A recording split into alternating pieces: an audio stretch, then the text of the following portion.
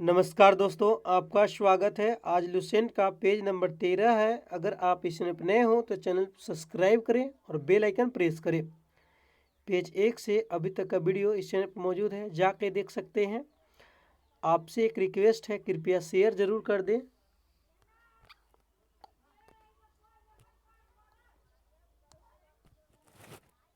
हिंद यूनानी शासकों में सबसे अधिक विख्यात मिनांडर हुआ। इसकी राजधानी शाकल शिक्षा का प्रमुख केंद्र था। क्वेश्चन पूछा जाएगा, हिंद यूनानी शासकों में सबसे अधिक विख्यात राजा कौन था? मिनांडर। कब से कब तक रहा? 165 से 145 तक, मतलब 165 ईसा पूर्व से 145 ईसा पूर्व तक हुआ। और इसकी राजधानी कहाँ थी? मिनांडर की राजधानी साकल। आधुनिक में जो है अभी कहाँ पे है? सियालकोट है। आधुनिक जगह पे कहाँ पे है? सियालकोट में है। मिनांडर ने नागसेन से बौद्ध धर्म की दीक्षा ली। मिनांडर ने किस से बौद्ध धर्म की शिक्षा ली? नागार्जुन, नागार्जुन भी कह सकते हैं या नागसेन भी कह सकते हैं। नागसेन से बौद्ध धर्म की शिक्षा ली। मिनांडर के प्रश्न एवं नागसेन द्वारा दिए गए उत्तर एक पुस्तक के रूप में संग्रहित है। मिनांडर के प्रश्न एवं नागसेन द्वारा दिए गए उत्तर एक पुस्तक के रूप में संग्रहित है। इसका नाम मिलिंद पन्हो अर्थात मिलिंद का प्रश्न, मिलिंद प्रश्न है। मतलब उस पुस्तक का नाम क्या है? जो मिनांडर के प्रश्न एवं नागसेन द्वारा, मतलब मिनांडर ने प्रश्न किया और नागसेन ने उत्तर दिया, उस पुस्तक का नाम जो है मिलिंद पन्हो है या मिलिंद प्रश्न है। हिंद यूनानी भारत के पहले शासक हुए जिसके जारी किए गए सिक्कों में के बारे में निश्चित रूप से कहा जाता है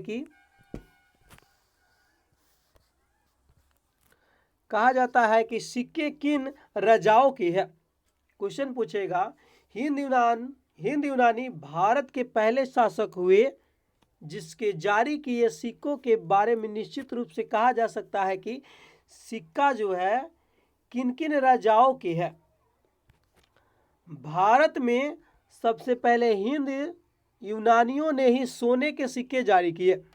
और यह क्वेश्चन पूछा गया प्रश्न है दोस्तों, पूछेगा क्वेश्चन, भारत में सबसे पहले किसने सोने का सिक्के जारी किया? हिंद यूनानियों ने। हिंद यूनानी शासकों ने भारत में पश्चिमोत्तर सीमा प्रांत में यूनान की प्राचीन कला चलाई जिसे हेलेनिस्टिक आर्ट कहते हैं। भारत का गंधार कला इसका उत्तम उदाहरण है। क्वेश्चन पूछेगा, हिंद यूनानी शासकों ने भारत के पश्चिमोत्तर सीमा प्रांत में यूनान के प्राचीन कला चलाई जिसे क्या कहते हैं? हेलेनिस्टिक आर्ट कहते हैं, हेलेनिस्टिक्स आर्ट। और भारत की गंधार कला का उत्तम उदाहरण है। एक नोट है यहाँ पे, नोट, यूनानियों ने पर्दे का प्रचलन आरंभ कर भारतीय नाट्यकला के विकास में योगदान किया। चूंकि पर्दा यूनानियों की देन था इसीलिए वह यौनिका के नाम से प्रसिद्ध हुआ। और पूछा जाएगा, पर्दा का प्रचलन किसने किया? यूनानियों ने ही पर्दे का प्रचलन आरंभ किया, भारतीय नाट्यकला के विकास में योगदान किया। चूंकि पर्दा यूनानियों की देन था इसीलिए वह यवनिका के नाम से प्रसिद्ध हुआ। अब अगला क्वेश्चन है शक। शक है, यूनानियों के बाद शक आए, मतलब पूछा जाएगा क्वेश्चन, यूनानी के बाद भारत पर आक्रमण किसने किया? शक ने। शकों की 5 शाखाएं थी और वह हर शाखा भी राजधानी भारत और अफगानिस्तान में अलग अलग भागों में थी। क्वेश्चन पूछेगा, यूनानियों के बाद कौन है? शक। शकों की 5 शाखाएं थी क्वेश्चन पूछेगा शकों की कितनी शाखाएं थी? 5, और हर शाखा की राजधानी भारत और अफगानिस्तान में अलग अलग भागों में थी। पहली शाखा में अफगानिस्तान, दूसरी शाखा में पंजाब यानी राजधानी तक्षशिला, और तीसरी शाखा में मथुरा, चौथी शाखा में पश्चिमी भारत, और पांचवी शाखा में ऊपरी दक्कन का प्रभुत्व स्थापित किया। और प्रथम शक राजा मो था, मोअ पूछे जाएगा प्रथम शक राजा कौन हुआ? मोअ। शक मूलतः मध्य एशिया के निवासी थे और चारगाह का खोज में आए थे। पूछा जाएगा क्वेश्चन शक कहाँ का निवासी था? मध्य एशिया का। किसकी खोज में आए थे? चारागाह के खोज में आए थे। 58 ईसा पूर्व में उज्जैन के एक स्थानीय राजा ने शकों को पराजित करके बाहर खदेड़ किया और विक्रमादित्य की उपाधि धारण की। क्वेश्चन पूछेगा कब उज्जैन के एक स्थानीय राजा ने शकों को पराजित करके बाहर खदेड़ दिया? कौन राजा हुआ जो बाहर खदेड़ दिया और कब? 58 ईसा पूर्व में। किसने? विक्रमादित्य ने, और विक्रमादित्य की उपाधि धारण की। शकों पर विजय के उपलक्ष्य में 58 ईसा पूर्व में एक नया संवत विक्रम संवत के नाम से प्रारंभ हुआ। शकों पर विजय के उपलक्ष्य में 58 ईसा पूर्व में एक नया संवत का प्रारंभ, उसका नाम क्या है? विक्रम संवत। उस समय विक्रमादित्य एक लोकप्रिय उपाधि बन गई जिसकी सांख्य भारतीय इतिहास में 14 तक पहुंची। गुप्त सम्राट चंद्रगुप्त द्वितीय सबसे अधिक विख्यात विक्रमादित्य था।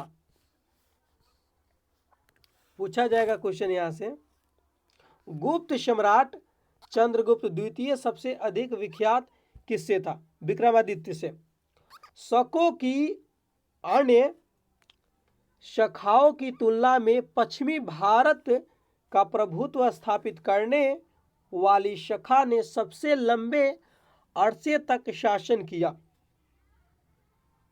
शकों के अन्य शाखाओं की तुलना में पश्चिम भारत में प्रभुत्व स्थापित करने वाली शाखा ने सबसे लंबे अरसे तक शासन किया, लगभग 4 शताब्दी तक, यानी 400 वर्षों कह सकते हैं।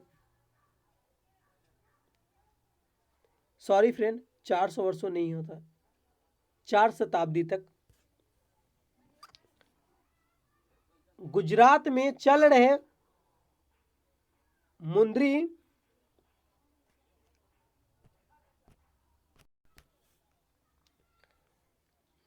यहाँ पे सही बोले हैं, लगभग शकों के अन्य शाखाओं की तुलना में पश्चिम भारत के प्रभुत्व स्थापित करने वाली शाखा में सबसे लंबे अरसे तक शासन किया, लगभग 4 शताब्दी तक, यानी 400 वर्षों तक लगभग में है। गुजरात में चल रहे समुद्री व्यापार से यह शाखा काफी लंबावित हुई और भारी संख्या में चांदी के सिक्के जारी किए। यहां से क्वेश्चन बनता है, गुजरात में चल रहे समुद्री व्यापार से एक शाखा काफी, यहाँ लंबावित नहीं, प्रभावित भी इसको कह सकते हैं, प्रभावित हुई और भारी संख्या में चांदी के सिक्के जारी हुए। शकों का सबसे प्रतापी शासक रुद्रदामन प्रथम था। शकों का सबसे प्रतापी शासक कौन था? रुद्रदामन प्रथम, जिसका शासन 130 से 150 ईस्वी तक चला और गुजरात के बड़े भाग पर था। इसने कठियावाड़ की अर्धशुष्क सुदर्शन झील का जीर्णोद्धार किया। रुद्रदामन संस्कृत का सबसे बड़ा प्रेमी था। पूछा जाएगा क्वेश्चन, संस्कृत का सबसे बड़ा प्रेमी कौन था? रुद्रदामन। उसने ही सबसे पहले विशुद्ध संस्कृत भाषा में लंबा अभिलेख जारी किया। कौन अभिलेख था? गिरनार अभिलेख था। पूछा जाएगा क्वेश्चन, विशुद्ध संस्कृत भाषा में सबसे लंबा अभिलेख कौन है? गिरनार अभिलेख है जो जारी किया। इसके पहले के सभी अभिलेख प्राकृत भाषा में रचित थे, और इसके पहले के सभी किस भाषा में थे? प्राकृत भाषा में। भारत में शक राजा अपने को क्षत्रप कहते थे। भारत के शक राजा अपने को क्या कहते थे? क्षत्रप।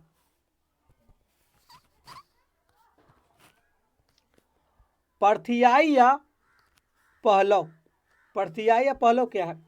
पश्चिमोत्तर भारत में शकों के आधिपत्य के बाद पथियाई लोगों का आधिपत्य हुआ। सबसे प्रसिद्ध पथियाई राजा कौन था? गोंडो फर्निस। क्वेश्चन पूछा जाएगा, सबसे प्रसिद्ध पथियाई राजा कौन था? गोंडो फर्निस। इसी के शासनकाल में सेंट टॉमस ईसाई धर्म का प्रचार करने के लिए आया, मतलब भारत आया। और किसके शासनकाल के समय सेंट टॉमस जो है ईसाई धर्म के लिए भारत आया? गोंडो फर्निस के शासनकाल में। पार्थियाई लोगों का मूल स्थान ईरान में था। पार्थियाई लोगों का मूल स्थान कहाँ था? ईरान में। कुषाण अगला वंश है, अगला जो है कुषाण है।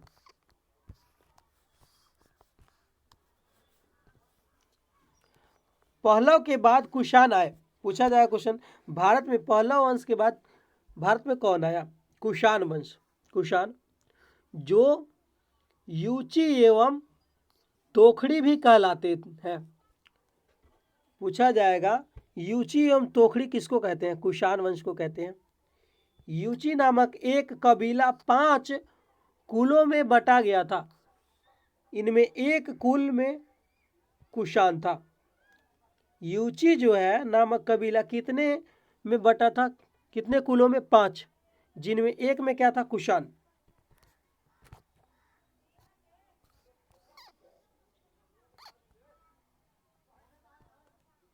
कुषाण वंश के संस्थापक कुजुल कडफिसेस था।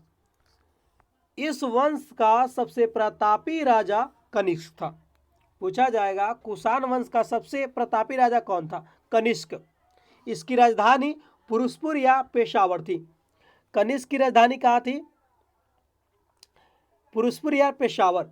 कुषाणों का द्वितीय राजधानी मथुरा था। कुषाणों का द्वितीय राजधानी कहाँ था? मथुरा। कनिष्क ने 78 ईस्वी में एक शनवत चलाया जो शक शनवत कहलाता था, जिसे भारत सरकार द्वारा प्रयोग में लाया जाता है। जब कनिष्क ने गद्दी पर कब बैठा? 78 ईसा पूर्व में, 78 ईस्वी में बैठा। कनिष्क ने गद्दी पर कब बैठा? 78 ईस्वी में गद्दी पर बैठा और एक शनवत चलाया। एक शनवत चलाया जिसका नाम क्या है? शक शनवत, जिसे भारत सरकार द्वारा प्रयोग में लाए जाते हैं।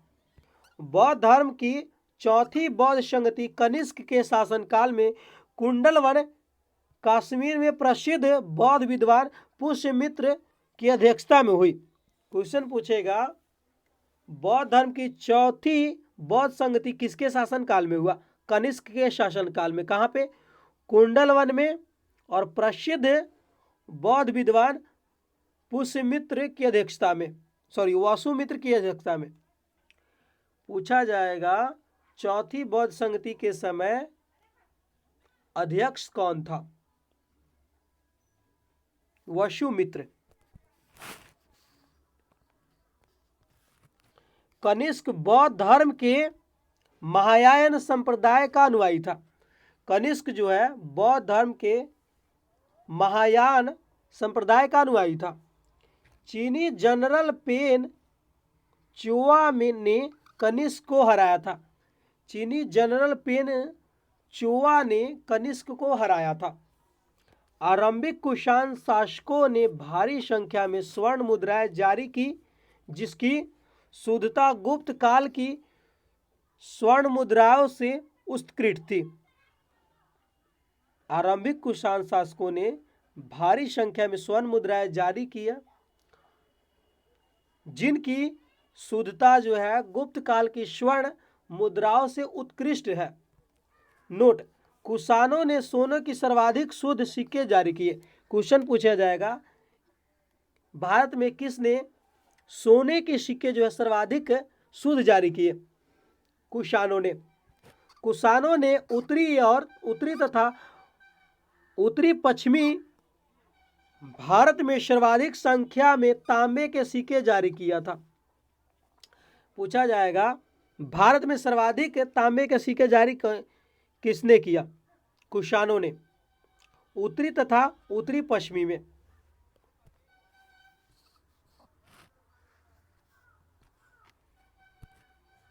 कनिष्क का राजवैद्य आयुर्वेद का विख्यात चरक था जिसने चरक संहिता की रचना की। क्वेश्चन बनता है यहां से, कनिष्क का राजवैद्य कौन था? चरक। और उसने किसकी रचना की थी? चरक संहिता की। महाविभास सूत्र के रचनाकार वसुमित्र है। इसे ही बौद्ध धर्म का विश्वकोश कहा जाता है। महाविभास सूत्र के रचनाकार कौन है? वसुमित्र है। इसे ही बौद्ध धर्म का विश्वकोश कहा जाता है। कनिष्क के राजकवि अश्वघोष ने बौद्धों का रामायण बुद्ध चरित्र की रचना की। कनिष्क की राजकवि अश्वघोष ने बौद्धों की रामायण बुद्ध चरित्र की रचना की। वसुमित्र, पाशव, नागार्जुन, महाचैत और संघर्ष भी कनिष्क के दरबार की विभूति थे।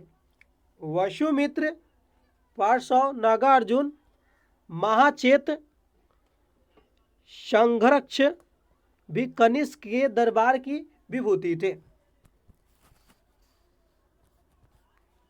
भारत का आइंस्टीन नागार्जुन को कहा जाता है। क्वेश्चन पूछेगा भारत का आइंस्टीन किसको कहते हैं? नागार्जुन को। इसकी पुस्तक माध्यमिक सूत्र है और नागार्जुन की पुस्तक कौन है? माध्यमिक सूत्र। इस पुस्तक में नागार्जुन ने सापेक्षता का सिद्धांत प्रस्तुत किया था। कनिष्क की मृत्यु 102 ईस्वी में हो गई। कुषाण वंश का अंतिम शासक वसुदेव था। पूछेगा क्वेश्चन, कनिष्क की मृत्यु कब हुआ? 102 ईस्वी में हुआ। और कुषाण वंश का अंतिम शासक कौन हुआ? वसुदेव। कुषाण राजा देवपुत्र कहलाते थे। कुषाण राजा क्या कहलाते थे? देवपुत्र। यह उपाधि कुषाणों ने चीनियों से ली और देवपुत्र की उपाधि किससे ली? चीनियों से ली। गंधार शैली एवं मथुरा शैली का विकास कनिष्क के शासनकाल में हुआ था। क्वेश्चन पूछा जाएगा गंधार शैली एवं मथुरा शैली का विकास किसके शासनकाल में हुआ? कनिष्क के शासनकाल में। मथुरा संग्रहालय में कुषाणकालीन मूर्तियों का संग्रह अधिक मात्राएं में है। गंधार कला के लिए तक्षशिला प्रसिद्ध है। पूछा जाएगा गंधार कला के लिए कौन प्रसिद्ध है? तक्षशिला। रेशम मार्ग पर नियंत्रण रखने वाले शासकों में सबसे प्रसिद्ध कुषाण थे। प्रसिद्ध साम्राज्य में मार्गों पर सुरक्षा का प्रबंध था। रेशम मार्ग का आरंभ कनिष्क ने कराया था। पूछेगा क्वेश्चन, रेशम मार्ग का आरंभ किसने कराया? कनिष्क ने। रेशम बनाने के तकनीक का आविष्कार सबसे पहले चीन में हुआ। रेशम बनाने का तकनीक का आविष्कार कहां पे हुआ? सबसे पहले चीन में। कुषाण काल में सबसे अधिक वास्तुकला के क्षेत्र में हुआ। कुषाण काल में सबसे अधिक विकास किस क्षेत्र में हुआ? वास्तुकला में। इसी काल में बुद्ध की खड़ी प्रतिमा निर्माण हुई। और इसी काल में जो कुछ पूछा जाएगा बुद्ध की खड़ी प्रतिमा किस काल में हुआ? कुषाण काल में। अब अगला पॉइंट है संगम युग। ऐतिहासिक युग में प्रारंभ में दक्षिण भारत का क्रमबद्ध इतिहास हमें जिस साहित्य से ज्ञात होता है उसे संगम साहित्य कहा जाता है। संगम शब्द का अर्थ प्रसिद्ध अथवा गोष्ठी होता है जिन्हें तमिल कवि एवं विद्वान एकत्र होते थे। प्रत्येक कवि अथवा लेखक अपनी रचनाओं को संगम के समक्ष वह प्रस्तुत करता था। और अगला है, इसकी स्वीकृति प्राप्त हो जाने के बाद किसी भी रचना का प्रकाशन संभव था। अगला नोट है, कवियों और विद्वानों के परिषद के लिए कवियों और विद्वानों के परिषद के संगम का नाम का प्रयोग सर्वप्रथम 7वीं सदी के प्रारंभ में शैव संत तिरुनाम्बुक ऋषु ने किया।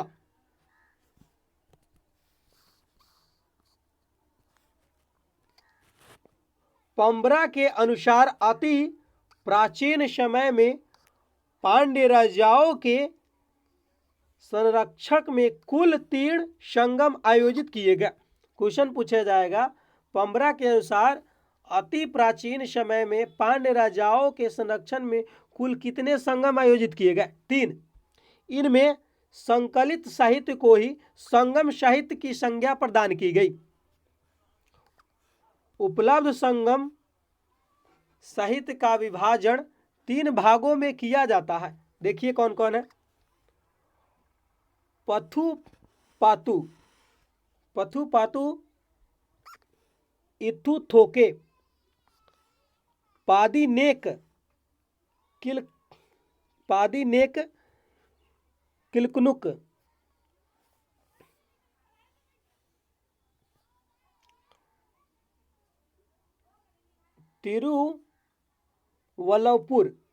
तिरुवल्लपुर कीर्त कुराल। तमिल साहित्य एक आधारभूत ग्रंथ बनाया जाता है। इसके विषय त्रिवर्ग, आचार शास्त्र, राजनीति, आर्थिक जीवन एक प्रणय से संबंधित है।